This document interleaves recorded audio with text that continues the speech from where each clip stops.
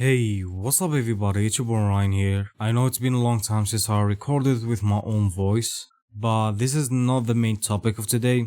As you know, I've been busy lately and today when I decided to work on the next part, I literally made a big mistake in chapter 5 or episode 5 of What If Deku Was Betrayed.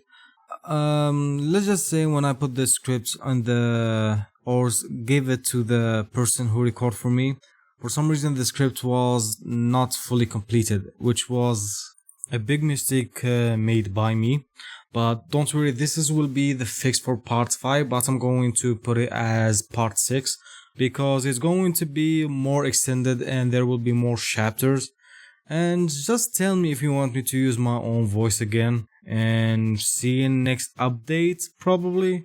So with no longer ado, let's begin. And back to you, Ethan. Thank you for your message, Rain, but with no longer ado, let's begin. Third POV. Izuku soon woke up to find himself in a room that he wasn't familiar with. However, after a few seconds, his mind caught up with where he was and remembered that he arrived at the West Wind capital city yesterday and spent the entire day talking with his parents. Izuku got up and looked around the room. He started to notice the details of the room and the fact that it was fancy but not the image you think of when you think of a royal family. Overall, the room was modern and had complementary colors to itself without any large statements that this was a room of a prince but instead just a room of someone more well-off. Izuku also remembered that he was located near one of the Tower Peak areas. Izuku soon got dressed in the clothing he found in the closet. He had a different range of clothing, but there were several versions of this outfit that he liked really well. He knew he could use the scarf to hide his face in the future if he ever wanted to escape into the city and explore, though he knew he would need to take some guards with him. His parents would not let him go out of the palace without them. He did remember that conversation from yesterday quite well. Flashback now. Izuku, we know you are used to freedom and going and coming when you wish for the most part. That is going to change slightly. You can go more or less anywhere in the palace. If you wish to go outside of the palace, you need to take a squad of royal guards with you. They will wear plain clothes to blend in with you and keep within a certain distance while one will be close by though. This is to ensure we don't lose you again. Izuku's father, Francis, stated. Izuku could only agree. He knew they would be afraid of losing him again and they would be far more protective for a while until they all adjusted to the major change in each other's lives. Izuku finished changing and stepped out of his door and didn't see anyone. He decided to just explore the palace. The problem was he didn't really know his way around, so he was just going in blind. The first room that Izuku found was a very large room and was interesting. Izuku found the royal library, which was full of books and had multiple floors of books as well. "Welcome, Your Highness," stated a voice to Izuku's side. Izuku turned around and was met with someone in some darker clothing and had a very older appearance. A man introduced himself with an arm across the chest. "I am the royal librarian and my name is Lapis. I'm in charge of keeping this room sorted and cleaned up," stated Lapis. Izuku introduced himself as well, even though the other party knew who he was already, and then asked some question. "What all information is in this library?" Izuku asked. Lapis thought for a second and then spoke. "More or less everything and anything. We have information on digital formats, but also book format and older formats as well. We have a lot of information from the time before quirks appeared, as our empire was one of the very few that didn't have trouble during that time. As such, we are the world's knowledge source. Though most don't realize, we actually do have records from back then since we don't publicize it, since knowledge is power after all," Lapis stated. He then explained that one of his main functions was scribing all old information from old formats into new formats that can be easily saved in the event the information is old in the library. Izuku knew he would likely come back here later on in the future since he could read things from centuries ago.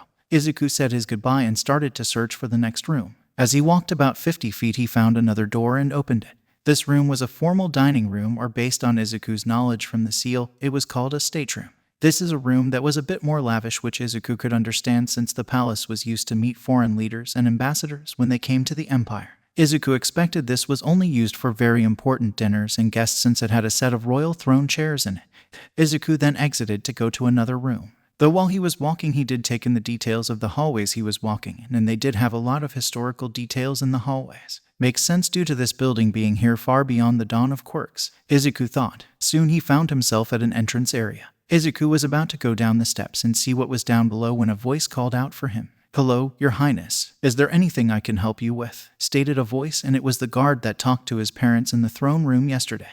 "Hello, sorry, what was your name again and your position?" Izuku asked him. He just did the arm across the chest and introduced himself. "My name is Vince and I am the current head royal guard." I've been with the family since your grandparents were born. As such, I've served under your grandparents, your parents, and depending on how long I live, I would be honored to serve under you," stated Vince, who now was standing in front of Izuku. Izuku thanked him for his loyalty to the family. "I'm currently exploring the palace and trying to get a hang of where everything is and what all is in this palace," Izuku stated. Vince nodded his head and asked Izuku to follow him. "Currently, you are at the main entrance where guests and others enter. The royal family only comes through here a few times since they are usually driven in by a car to the side entrance. Let me show you around," Vince stated. Vince leads Izuku back the way they came. He made sure Izuku saw the library and main stateroom before moving on.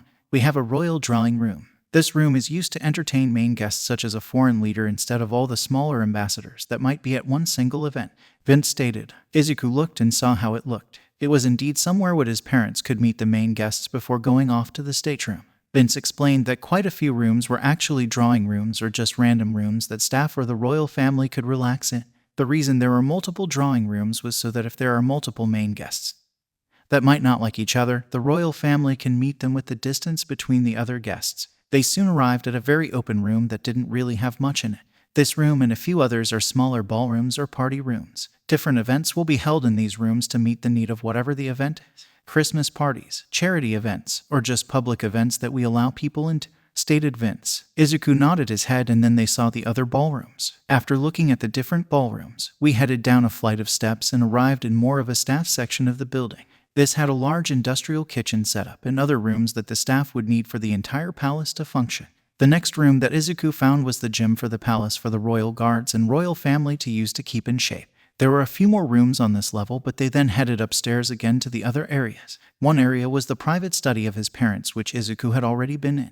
Vince then leads Izuku through the other portions of the building. These rooms had different functions, from hosting events or just being for the royal family. There was also a large number of spare rooms for guests that would sleep at the palace after or during events. There was also an assortment of rooms used by the staff to keep the place going. They then found themselves at the royal offices for the royal family. The first one up was the Empress office. The royal member born into the blood is always the main ruling figure. They make the main decisions and are supported by the spouse in the ruling of the empire. As such, the main office is given to your mother, which will turn into your office the day you take over the throne.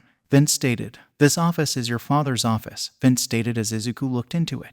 Then they headed to Izuku's office. "This office here is yours. As the prince, even though you are not on the throne, can still impact laws, make changes, and do many things. Some though would need approval by your parents or the council, but you still hold a great deal of power," stated Vince. Izuku moved into the office and looked around for a bit. Soon they looked at the other rooms in the palace, and it was a lot of other fancy rooms or some relaxing rooms like a spa room or a pool area for the royal family. They then went outside. As Vince said, there were some buildings and places that Izuku might want to know about if he ever needed to visit them. One building was one of the ones that Izuku saw when they drove into the palace. It wasn't directly connected to the palace. Vince explained that it was the royal guard's main building.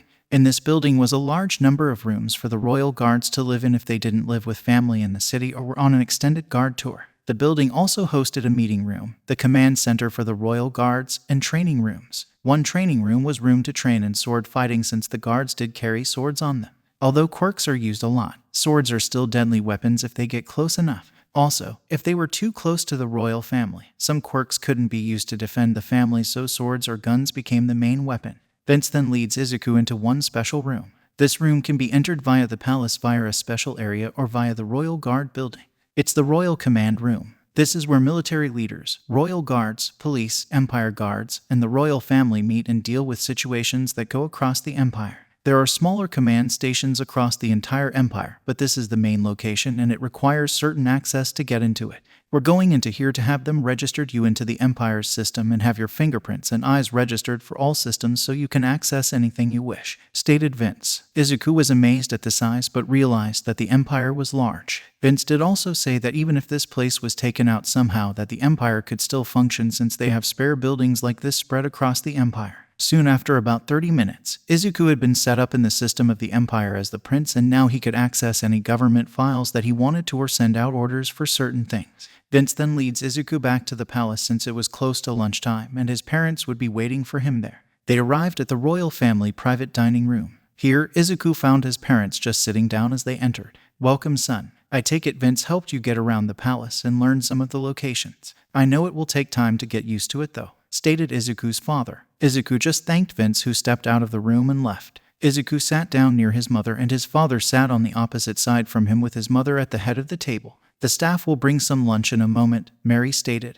Izuku then brought up some light topics while they waited. Since I'm going to be a prince, I'm assuming I need a higher level of education so I can keep up with everything. What will I do about schooling? Izuku asked. His parents nodded their heads and agreed with that. You will need a higher level of education, that is true. We will have the royal librarian come and teach you. He is a college professor before and still does teach sometimes. This will handle the education that you will need for your position, and you will enroll in the Royal Academy in this city to handle the rest of your education. This academy has the Empire Guard Academy attached to it as well. Think of it similar to the UA Hero School set up with the Hero Course, General Course, Support Course, and Business Course. Instead of a Hero Course, they have the Empire Guard Academy for younger people to train at if they wish to attempt to join it. It's also a stepping stone to try and join the Royal Guard, since we do recruit from them every year and offer some positions in the Guards, Mary stated. They also explained that the Royal Guards can be joined without going to the Academy for Empire Guards, but it's harder to get in without doing that since they use the Empire Guards as a basic standard to join the Royal Guard. Izuku nodded his head but worried about never making friends. He asked them how he would make friends if people knew he was the prince. Your first public appearance won't be for a year. As such, you could make friends in the year's time that will want to be friends with you for who you are and not the position. Then you would finish your last year of high school and do college-level work as you go in the future while doing your prince duties, Francis stated. They also said he wouldn't have the royal guards following him in the school since the Royal Academy is heavily guarded due to the old noble house's children attending the school. And mostly rich families send their children to it as well. Some other families do send people there, but the school is expensive due to the facilities and security. Izuku questioned how people of lower income would join the Empire Guards then. They did explain that anyone can join the Empire Guards Academy if they pass the test, and the Empire funds the tuition regardless, and the Empire does offer scholarships every year to the Academy for lower income people that can achieve high results on the exams to enter it. If they score above a certain mark, the scholarships will pay the entire cost of tuition, but the school is still made up of mostly rich families. About 35% of the student body comes from lower-income families due to the scholarships. Izuku was glad that the Empire funds the Empire Guards for anyone that can pass the exam and offers scholarships to those that can achieve the results to pass the exam and make it in so that the lower-income families can attend such a school. Izuku also learned that the noble houses don't have direct influence as they did in the past anymore. Instead, a lot of the old noble blood joins the Empire Guards, the Royal Guards, or the military to serve the royal family. Nearly 90% of the old noble bloodlines came from knight families that served the royal family, so they just kept doing it via the Royal Guards, Empire Guards, or the military. Izuku's parents explained that the old nobles do have some indirect influence due to them maintaining a lot of positions after each generation, but it isn't enough to cause problems. Some old nobles do go into politics and end up on the council with more direct influence, but still, it's hard for anyone to become corrupt due to all of the checks and balances put in place. They also don't want to risk losing their old noble statues that their families were granted. This allows them several unique rights over normal citizens. One is that they can petition for a trial by combat to get into the Royal Guards each year. The 500 Royal Guards that Izuku saw the first day in the palace isn't all of them. Those are the oldest and strongest ones that directly protect the palace or a royal member when they leave the palace. There are thousands of Royal Guards that are spread across the empire that manage the empire on behalf of the royal family. Being a royal guard provides great pay, but also authority over the police, some ranks of the Empire Guards, some ranks of the military, and other powers. As such, it's a powerful position. This is how most old nobles have some level of indirect influence, but there still is very little corruption on their part since they don't want to risk losing it. They are also granted the right to attend ceremonies, request direct audiences with the royal family, request petitions to the council for law changes, and some other benefits. Izuku did ask how that is received by the rest of the public and was surprised that it wasn't disliked. The old nobles know not to abuse their power or they risk losing it. A lot of them, if they don't go into the royal guards, tend to go into politics, which requires their finances and stuff to be public records, so the public tends to support them since the old nobles have always severed the empire well. Francis stated. Soon the lunch was brought and they focused on eating with some other topics. It has been only a week so far, but Izuku was starting to get used to the royal palace. He would though sometimes sneak into the kitchen and cook his own meals without anyone knowing about it. He did get caught a few times and the staff gave him a "why are you taking our jobs?" look. Izuku hated getting those looks. He was so used to cooking and doing everything on his own that he was having trouble relying on all of these people now. His parents did set him up with a therapist that works for the royal family. They normally work with the royal guards since the family doesn't exactly see combat or fighting much since the family does all of the political work in foreign diplomacy. However, due to Izuku's past, the therapist for the royal guards was assigned to Izuku to help him handle his mental health issues. They knew Izuku had at least some due to the panic attack he had on the first day. As such, they hope he would be able to make some progress as his life goes on in a better home situation. Izuku did like to watch the royal guards train. They were interesting, to say the least, since they did not rely on quirks to fight. To them, the quirks can be a hindrance to their job since the royal guards of the palace are near the family and can't use their quirks all of the time. Instead, they rely on swords, guns, and quirkless combat. Izuku, though, wanted to get his quirk under control so he could understand how to use it. He still wished to save people, and he still had some of the desire to do so physically. As such, he had talked to his parents, and they reluctantly agreed to train him with that idea in mind, so if he ever found someone in danger while out, he could help. They made him promise to let his guards or other people handle it first before he stepped in.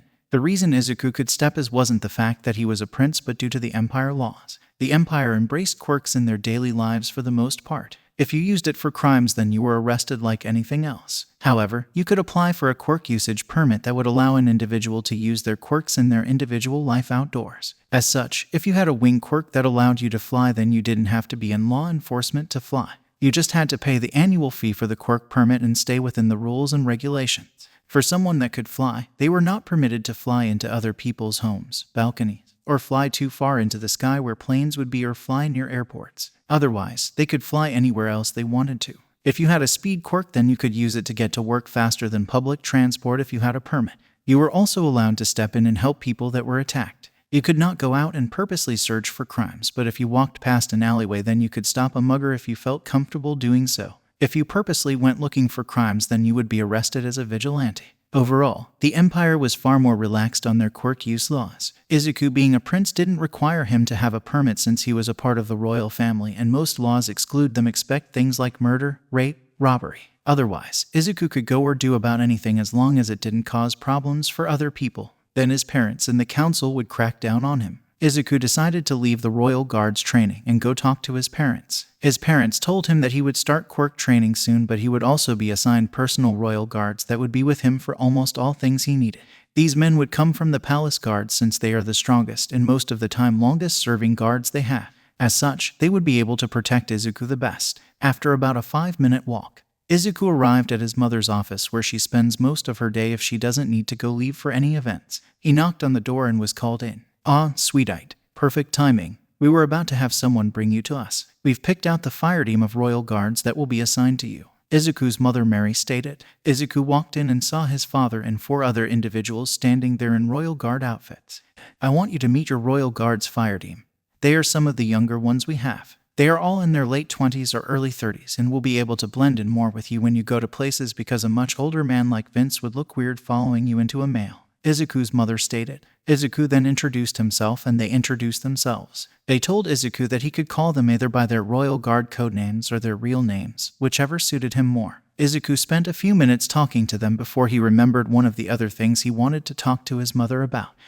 Mother, I was wondering when I could start my quirk control training," Izuku asked. Mary nodded her head and then spoke. "That's part of why they are here. They will help you do that. They have also been informed about the entire one for all things, so they know you do have some experience using a quirk, but it was a foreign quirk to your body. We still need to have you visit the medical staff sooner or later to see if anything can be healed in your body to make your arms better due to all of the damage. Anyway, they will escort you out with a squad of other royal guards to a royal guard training ground so you can start learning your quirk," Mary stated. Izuku thanked her and hugged her, which made her happy that he is starting to get to that level of physical contact with them. "Also, don't forget, the month is coming to an end and we will be enrolling you in the Royal Academy soon. You have already started your lessons with the librarian this week, but still, remember you will be going back to school for the remainder of your high school life," Francis stated. Izuku nodded his head and followed his new guards out of the room into a convoy of vehicles waiting for him outside. Izuku got into the car and saw one of the local newspapers was inside the car on the side of the door. Izuku knew his father went out today and this was likely his. Izuku started to read it while the car was driving away. Izuku saw the news about him being found. The announcement read, "Rumors confirmed by the royal palace that the missing Prince Izuku was discovered and returned to the Empire a few weeks ago. Sources from the palace stated that the prince will not make any official public appearances for at least 1 year so that he can adjust to life in the palace and get used to undertaking his royal duties as the prince, stated the headline, which was long. Then he read more into the paper and how it talked about the entire empire would be celebrating in 2 weeks to mark his return, and that the Empire Council has declared the day of his return as a national holiday. This made Izuku shake his head. Really, the day I was returned into the empire became a national holiday. I really need to get used to the weird things people do. I'm glad the country loves my family though, Izuku said without really meaning to say it out loud. The guard spoke up, which shocked Izuku since he forgot they were there. Sorry, you guys were really silent, so I forgot you were here, Izuku said with a small blush on his face. They just chucked. That is one of our job requirements, making it seem like we aren't near you so you can focus on your work or what you are doing, stated Thunder. Soon after about 35 minutes of driving, they had exited the city and were heading towards an open area training site for the royal guards. Izuku really wanted to know what his quirk really was, since they only know it's likely a gravity control quirk. After another 10 minutes of driving, they arrived at an open area. The guards told Izuku that this was an old military training area, but as the city expanded they moved away since it is only 45 minutes away from the city and the government likes to be around 1 hour or so away so people aren't bothered by the training with guns or vehicles. They all got out of the car and moved to an area. The guards knew that it was some sort of gravity control quirk based on the notes, so they had a lot of large and small rocks prepared for Izuku to test his quirk on. If they needed larger things, then they would get them later on. For now, though, it was time to get some basic quirk control in and see what exactly Izuku can do with his quirk right now. Izuku went and sat on one of the flatter rocks and just mediated and tried to feel for his quirk like he did on the ship. After about 2 minutes of trying to feel it, he did. He described it again to the guards and they gave him some instructions on how to use it. You say you feel like the center of gravity, the center of the universe. As such, I want you to let the energy you wield flow out of you, and I want you to imagine as if the rocks around you no longer have weight on them, stated Raven. After Izuku tried this for a bit, he couldn't get anything. Trice gave him another idea of trying. Try feeling for energy that is already outside of your body. If it is connected to gravity, then you might be able to directly affect other things' gravity within a range. So, focus on trying to feel any energy around you that is similar to the energy you feel inside yourself, Trice stated. After about 1 minute, Izuku felt something. I feel it. It's similar to what I have inside but different slightly, Izuku stated. They then told him to just focus on the outside energy and trying to change the energy itself. After about 10 minutes, Izuku did it. He changed what the energy felt like, or more correctly, changed what the energy was doing. Instead of allowing it to press down on the rock, Izuku made the energy move away from the rock. Once he did that, he slowly opened his eyes and went to the rock, which confused the guard until they saw him lift the rock, which was not small in any way. The rock was about to Izuku's knees in height and weighed about 200 pounds just by itself. Yet, he lifted it easily without a problem. Once he did, it stayed floating in the air. Izuku had negated the gravity on the rock and now it was moving due to him moving it. Izuku then let the energy go back to the rock after he moved away, and the rock fell straight down. Izuku explained what he did and they understood that he had negated the Earth's gravity effects on the rock. It seems at the current moment you can negate the gravity of the Earth on objects. Let's see if you can make the Earth's gravity increase. Let's move to a tree nearby. I want you to see if you can feel the energy around it like how the rock had it. This time I would like you to try and bring more of the energy onto the tree, stated Retina. As such, that is what they did. It took Izuku a bit more time than just removing the gravity, but he did it after 15 minutes, and the tree pushed deeper into the ground until the trunk couldn't take the force anymore and snapped, causing the upper half to fall down on the ground.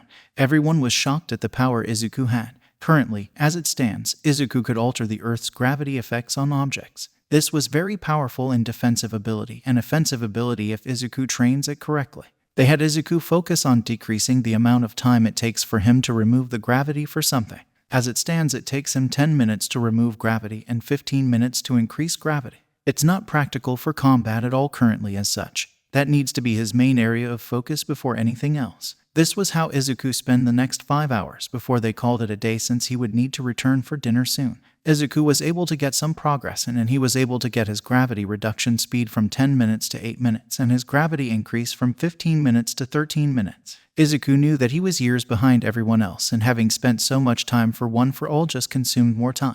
He couldn't complain since he now had his birth quirk, and if he could get the time down it would be amazing for self-defense and defense of others, since he could render a fight to a stop within seconds by increasing gravity on someone and making it so they can't move. Soon they got back in the cars and started the trip back to the royal palace. Izuku thanked his personal guards for coming along and helping him train, though he did have a question for them. As my personal guards, what all will you be doing with me? Izuku asked. They looked at each other and then back at him. More or less everything, sir. If you enter a public restroom, we males will follow along while the females guard the outside area. If you go to the beach, we go to the beach. If you go out and eat at a restaurant, we will join you. One or two of us might sit at the table with you while the others are at another table with eyesight on it.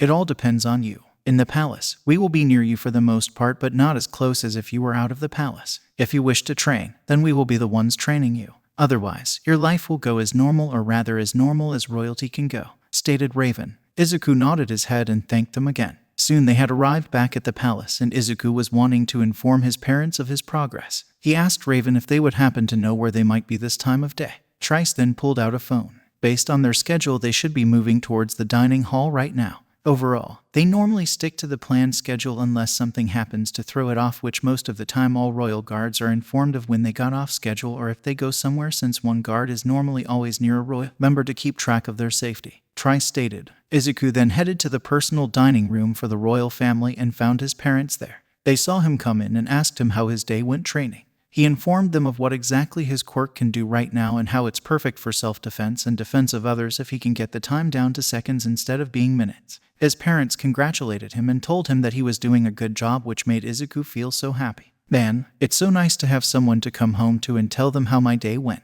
It's also nice to be told that I did a good job, Izuku thought as he started to eat dinner. Izuku asked them how their day went and they said it was more or less normal. They were dealing with requests for royal audiences since some old nobles wanted to meet the prince, but they responded that unless it's an actual matter, the royal family wouldn't let their son meet anyone until after the 1-year mark, since he wanted to adjust his life. Everyone had sent replies back that they understood and would request again after the 1-year mark. Izuku really hoped he would make some friends when he started at the academy next month. Third POV. The end of the month had arrived, and it was now time for Izuku to attend the Westwind Royal Academy. The academy does have a set uniform for all of their students to wear, which was reddish. Izuku thought it was out of some anime but just laughed at that thought. Since the academy was the Royal Academy, they used a shade of red but didn't use a ruby red for the uniform, since the color of ruby red is considered an offense to the royal family if you aren't a royal member of the empire. There is no law against it, but citizens of the empire will look at you with disgust or might refuse to serve as travelers that refuse to remove or hide anything that is ruby red. As such, Izuku put the uniform on and was prepared for his first day of school. It was the middle of the semester currently, since Izuku got framed at the start of the first semester of his second year in Japan. Luckily, based on the results from the royal librarian, Izuku isn't really far behind at all. Instead, he's just slightly ahead of schedule and should be able to integrate into the school without any foreseeable problems. As such, Izuku made his way down for breakfast with his parents before he would set off on his day. As they were eating, Izuku's father spoke up. Remember, son, per your request we have you shown as a transfer student on the Royal Scholarship Program. No one will know you are from the royal family unless you let it out or until the announcement day, Francis stated. Izuku was happy with this. He didn't want people to treat him differently because he was from the royal family. His parents had the scholarship director informed of their plan, and the director made the transfer happen.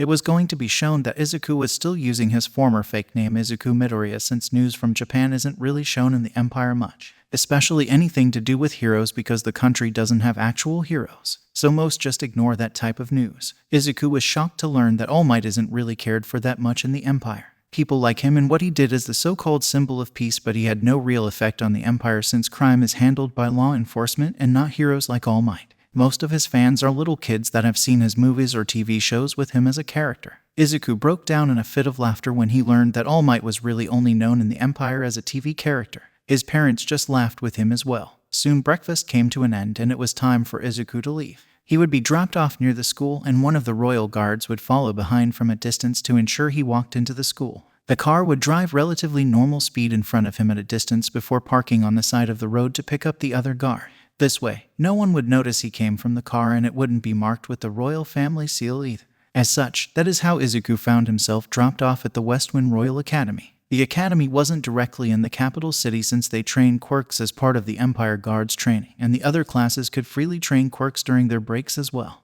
As such, to ensure the academy had enough space, it was about 30 minutes away from the city, and public transport in the form of a train would go from the city to the academy on a scheduled basis of every 15 minutes. The train only stops was the city and the academy. As such, it would leave and arrive every 15 minutes on the dot and just keep running that loop all day and night, since it was powered by solar panels on the train and stations, which provided enough energy to run. Izuku, though, would be dropped off by a car near the academy, and it would appear he walked, which isn't strange since there are some smaller towns near it as well that are within walking distance. As such, their plan of dropping Izuku off near and him just walking in with a guard a bit away, and the car further ahead would work. His parents said once he gets comfortable and used to the capital, they would have him dropped off at the train station and one of the guards would ride it to the academy in his school uniform but would get into the car and leave so people didn't suspect anything.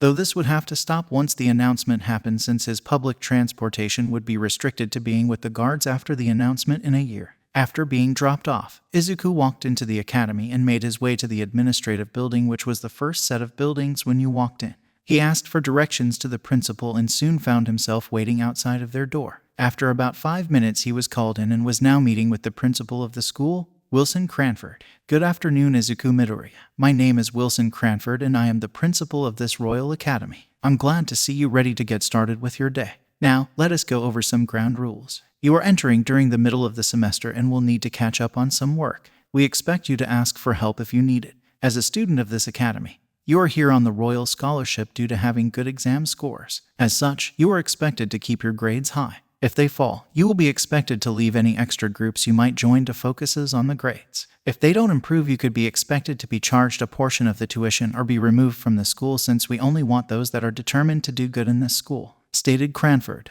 Izuku nodded his head and just said he understood. After a bit more talking, they headed off to tour the campus main sections so Izuku would know his way around the building.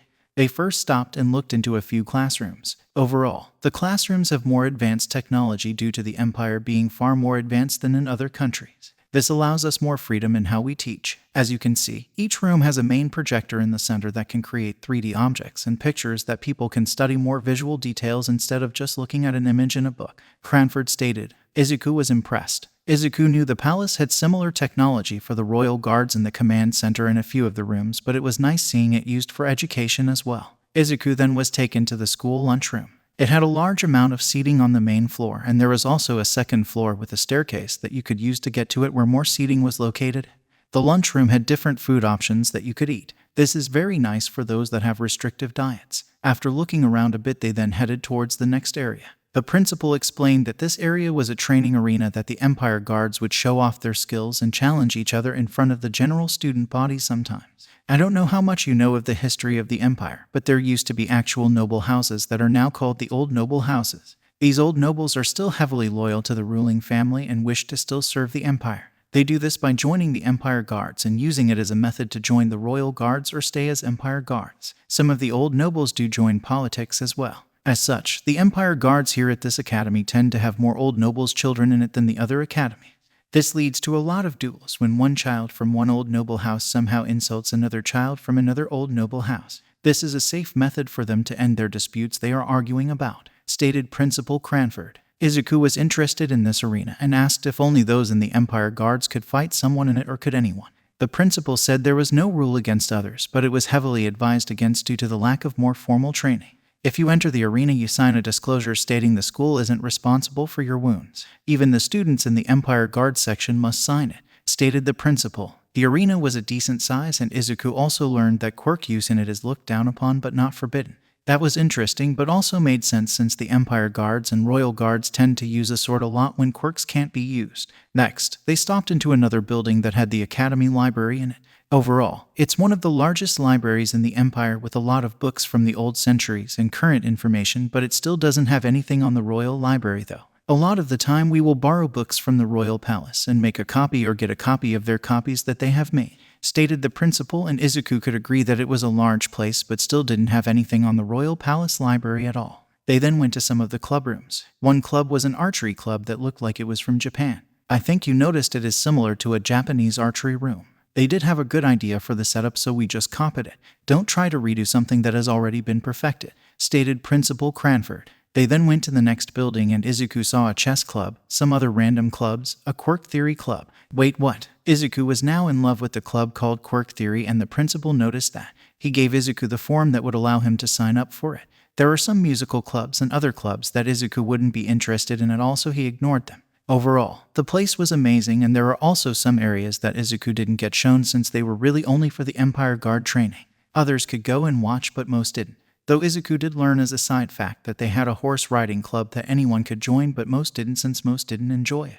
Though a lot of the older noble house's children did it, since it was a tradition to know how to ride a horse long ago, since the knights would ride horses into battle sometimes. Izuku was tempted to join it, but consider thinking more about it later. God, a lot of things that UA never had. This school is far better. If UA spends some of the money that they did on robots in the biases entrance exam, they would be a better school if they invested it into clubs and stuff for students. Izuku. Soon the first warning bell went off. Izuku had come really early to get a tour, and it seems they had just hit the time for classes. We made a good amount of progress. The rest of the campus you can explore by yourself. Just ask for directions if you ever get lost, Principal Cranford said as he showed Izuku his first class. The thing is that with this school is that everyone, regardless of the department, will have the same general classes mixed together. Their specialized classes are in the afternoon, when other courses like general education have more elective classes instead of specialized classes like support or business or the Empire Guard classes. Izuku knocked on the door and was called into the class with the principal. Good afternoon, everyone. Today you will be having a transfer student that has arrived in the country recently but has passed the exam high enough to get the Royal Scholarship. As such, the school will let him join now and make up the work for the previous weeks of the semester. I will leave it to you, Professor. Have a good day, everyone, stated the principal as he left. Izuku bowed his head and waved to everyone. The teacher had him introduce himself to everyone. Hello, I am Izuku Midoriya, and as the principal stated, I will be joining you all from now on.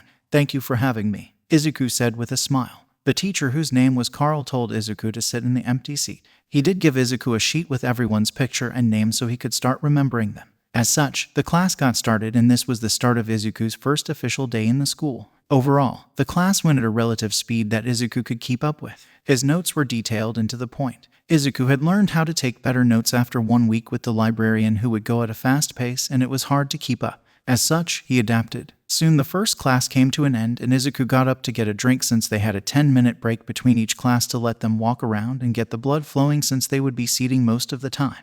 After returning from getting a drink, Izuku just sat back down and looked over the class pictures for a bit to start remembering their names. Izuku noticed that 60% of the class was from the Empire Guards section, with 15% from the support section, another 15% from business, and the remaining 10% were from the general education students like himself. He did also know that he was the sole student on the Royal Scholarship in this class, and everyone came from rich families, but only a few of them were from the old noble houses. The next teacher came into the classroom, and Izuku got to work on taking notes. This routine kept going until it was lunchtime, where Izuku got up and headed to the lunchroom to eat. He was doubtful he was going to make friends so easily with most of his classmates. He knew there would likely be some bias from people from rich families against those from poorer families. Izuku was not stoic, and he did it this way for a purpose, to ensure he didn't make friends with people like that. He didn't want fake friends and only wanted those that could look past titles and money. As such, today he ate lunch by himself, and this was fine with him. Soon lunch came to an end, and it was time to go back to one more class before everyone went to their specialized or elective classes for the day, and then there would be club activities in the afternoon. The afternoon classes passed quickly and were just like the classes during the day. Izuku didn't have any problem with keeping up with the class, and was actually working on some of the old homework that he would need to complete to catch up with everyone else. As the day came to an end, Izuku got up and was prepared to go turn in his homework and also turn in the sign-up sheet for the Quirk Theory class. He was hoping to make some friends in that club. As Izuku was about to leave, a person called out for him. "Hey, new kid, wait up a second," stated a voice. Based on the information Izuku had, this person's name was Lance Roland. He was also a child of the old noble houses. Izuku wondered why he wanted to talk to Izuku. "Yes," Izuku said as he turned to face him head-on. "My name is Lance Roland, and I was wondering if you wanted to eat with me tomorrow during lunch with my friends, since I noticed you were alone today at lunch," Lance asked. Izuku was a bit surprised that he had asked. He was also the first person to ask. Izuku decided to take a leap of faith and see where this would take him. As such, Izuku agreed to it, and it was decided that he would eat lunch with Lance and his friends the next day.